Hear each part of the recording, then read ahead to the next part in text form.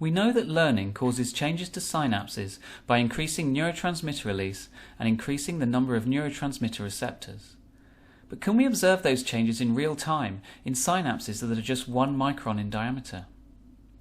Techniques such as electron microscopy have the resolution to observe individual synapses and even synaptic vesicles that are just 40 nanometers in diameter.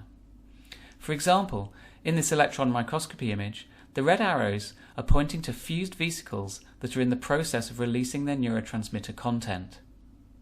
But electron microscopy only allows us to take snapshots of synapses from dead cells because we have to mount the sample in a vacuum to take the picture. Instead, neuroscientists use fluorescent dyes called FM dyes that insert into the membrane of synaptic vesicles in living cells. This cartoon shows the process by which dye is first incubated with synapses and is taken up into vesicles when they recycle during stimulation.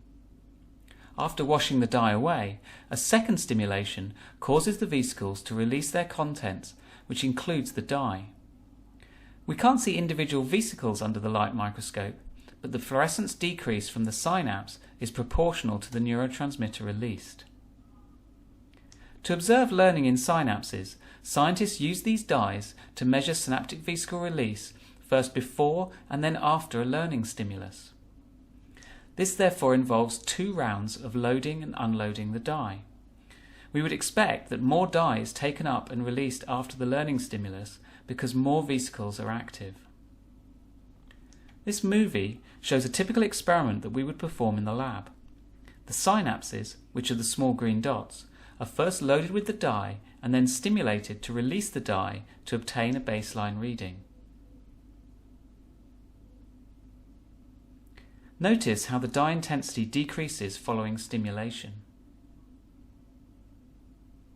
Then, after a strong learning stimulus of many action potentials, the dye is loaded and released again.